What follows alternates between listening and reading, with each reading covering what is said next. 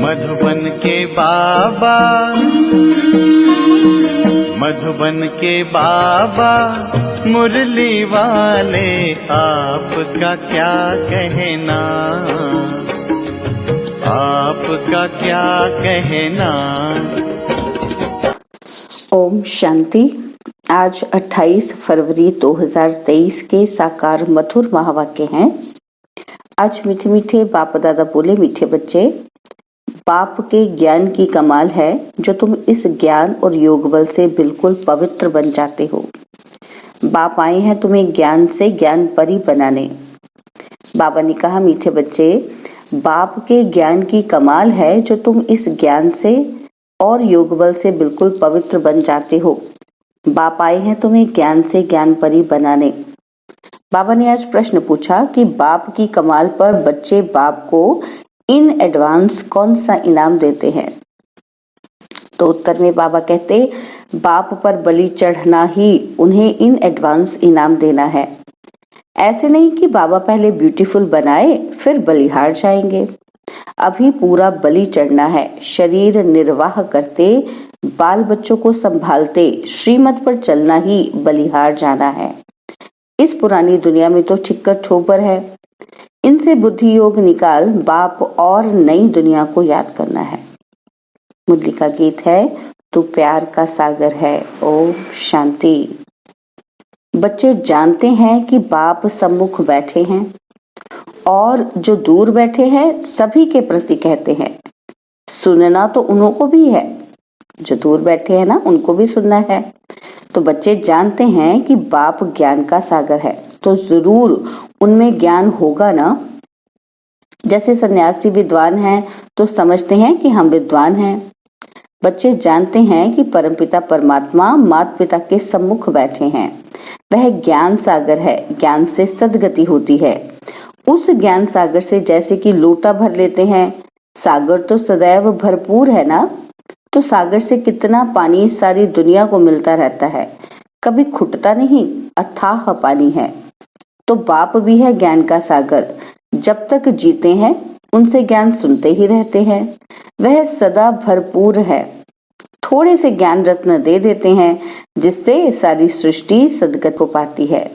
वह है ज्ञान का सागर, शांति का सागर, सुख का सागर। उनके संग से पतित से पावन बनते हैं। तुम हो ज्ञान गंगाएं। मानसरोवर होता है ना, तो सरोवर एक बड़ा तालाब है, वह भी कैलाश पर्वत पर दिखाते हैं। समझते हैं बड़ा सागर है जिसमें डुबका मारने से मनुष्य परी बन जाते हैं। परियों का अर्थ तो समझ नहीं सकते। परियां बहुत शोभनीक होती हैं। अब तुम बच्चे जानते हो कि वह बाप हमको यह ज्ञान स्नान कराए, ऐसा सुंदर शोभनीक ज्ञान परी बनाते हैं। वहां तो नेचुरल ब्यूटी होती है और यहाँ काजल क्रीम आदि लगाए श्रृंगार करते हैं। यह है आर्टिफिशियल ब्यूटी। तत्व ही तमो प्रधान है, वहां तत्व भी सतो प्रधान होते हैं। देवताओं जैसे शोभनीक कोई हो नहीं सकते। यहाँ की ब्यूटी में हेल्थ तो नहीं रहती और वहां तुम्हारी हेल्थ भी अच्छी और ब्यूटी भी रहती है। बच्चे समझते हैं कि बाबा तो कमाल कर देते हैं। मनुष्य बड़े बड़े मार्बल की मूर्तियां बनाते हैं अथवा अच्छे आर्ट से चित्र बनाते हैं तो उनको बहुत इनाम मिलता है। अब विचार करो कि बाप ज्ञान और योग बल से हमको क्या क्या बना देते हैं। यह तो बाप कमाल करते हैं। ज्ञान और योग की कितनी बड़ी बलिहारी है। कमाल है बाबा के ज्ञान बल से आत्मा बिल्कुल ही पवित्र हो जाती है। 5 तत्व भी प्योर हो जाते हैं जिससे नेचुरल ब्यूटी रहती है। नई दुनिया और पुरानी दुनिया में फर्क तो रहता है ना। हर एक चीज सतो प्रधान सतो रजोतमो होती है। दुनिया भी ऐसे ही होती है। जैसे जैसे मनुष्य ऐसे फिर उनके लिए वैभव रहते हैं। साहूकार के लिए वैभव भी अच्छे होते हैं ना, तो गरीब के पास ठिक्कर ठोपर होते हैं।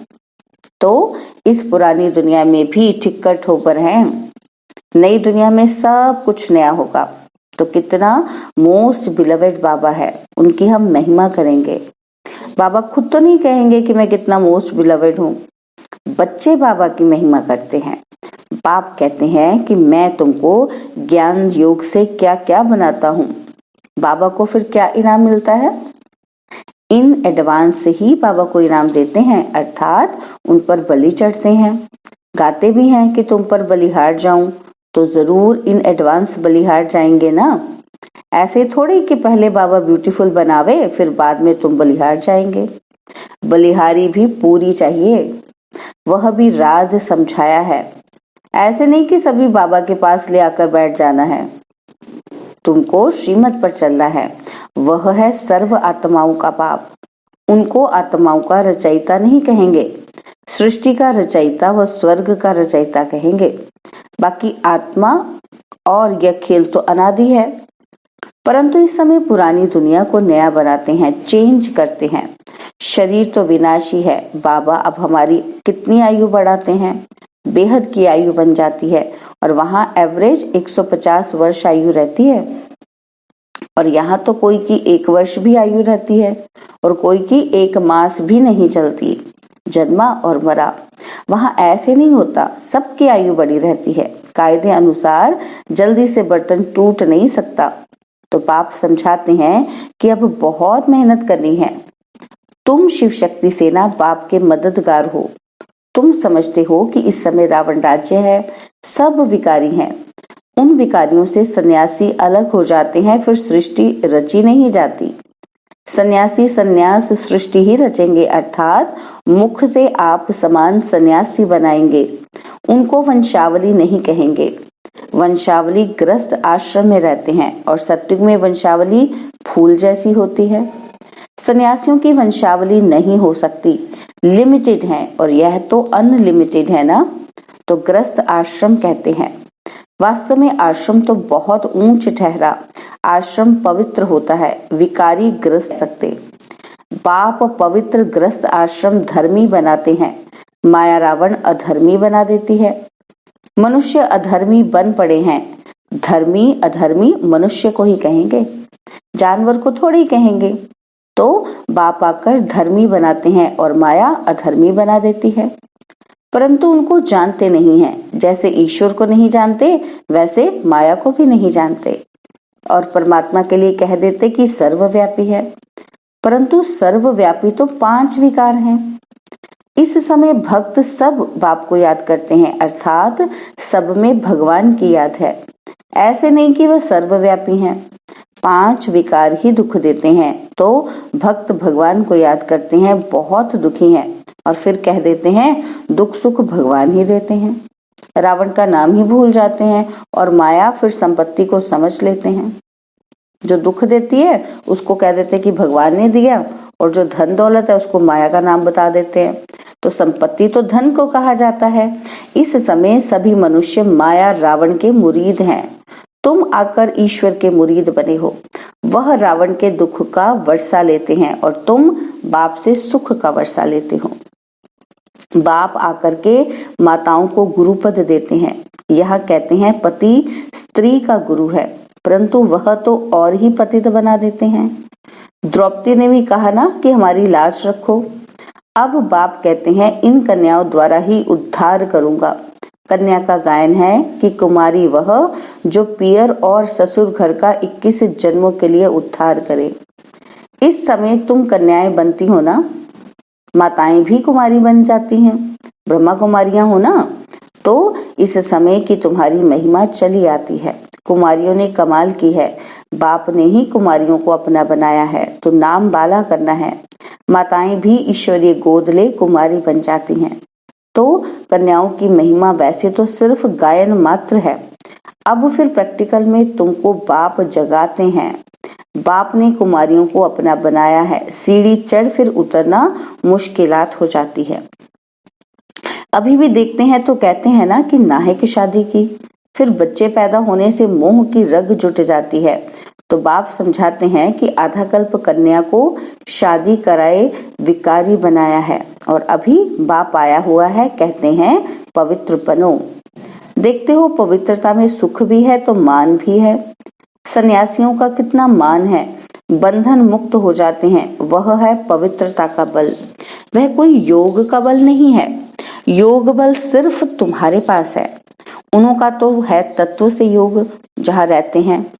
जैसे 5 तत्व हैं वैसे वह छठा तत्व है, उनको ब्रह्म ईश्वर कह देते हैं, इसलिए उनका योग आर्टिफिशियल है। उस योग से विकर्म विनाश नहीं होते, इसलिए गंगा स्नान करने जाते हैं। अगर निश्चय होता कि योग से पावन बनते हैं तो फिर गंगा स्नान नहीं करते। इससे सिद्ध होता है कि उनका योग कायदे के विरुद्ध है। जैसे हिंदू कोई धर्म नहीं, वैसे ब्रह्म भी ईश्वर नहीं। रहने के स्थान को ईश्वर समझ लेते हैं। यह बाप आकर समझाते हैं, तो कुमारियां समझा सकती हैं कि हम भी के इस भारत को स्वर्ग बनाते हैं, वर्ल्ड ऑलमाइटी अथॉरिटी राज्य बनाते हैं। बाप कहते हैं माताओं का नाम बहुत बाला करना है, पुरुषों को इसमें मदद करनी चाहिए। यह पवित्र रहना चाहती हैं तो पवित्र रहने दो। तो बाप आकर पहले माताओं और कुमारियों को ज्ञान देकर अपना बनाते हैं। शिववंशी तो सब हैं ही, फिर ब्रह्मा कुमार और कुमारियां बनते हैं। कुमार भी हैं परंतु थोड़े, और कुमारियां जास्ती हैं। तुम्हारे यादगार का मंदिर भी यहाँ एक्यूरेट है। मनुष्य समझते हैं कि विकार बिगर सृष्टि कैसे पैदा होगी। बाप कहते हैं अभी यह दुखदाई पतित सृष्टि नहीं चाहिए, तो जरूर पवित्र रहना पड़े। गवर्नमेंट भी कहती है पैदाइश कम हो, क्योंकि वह समझते हैं कि इतना अन्न कहाँ से आएगा। वह पवित्रता की बात नहीं समझते। तुम जानते हो कि अभी शिवालय स्थापन होता है, बेहद की दुनिया शिवालय बन जाती है। उन्होंने तो एक मंदिर का नाम रख दिया है शिवालय, वह हो गया हद का शिवालय, और यह बनता है बेहद का शिवालय। सारा स्वर्ग शिवालय कहेंगे। शिव ने देवी देवताओं की रचना की है, उनके मंदिर बने हुए हैं, वह है चैतन्य शिवालय, और फिर यह वैशाल्य बनता है। चैतन्य देवताओं के जड़ मंदिर बनाकर उनको फिर विकारी लोग पूजते हैं। शिवालय शिव बाबा बनाते हैं। मददगार है शिव शक्ति पांडव सेना। मेजॉरिटी शक्तियों की होने के कारण उनका नाम बाला हुआ है। कन्याएं जास्ती हैं। शिव बाबा तुम्हें अपना बनाते हैं। श्री कृष्ण तो छोटा प्रिंस था, वह कैसे अपना बनाएगा? वह तो खुद ही स्वयंवर कर महाराजा बनते हैं। तो यहाँ शिव बाबा कंसपुरी से निकाल तुमको श्री कृष्णपुरी सत्युग में ले चलते हैं, और यह है कंसपुरी। अब सारी दुनिया है एक तरफ और तुम थोड़ी बच्चियां हो दूसरी तरफ।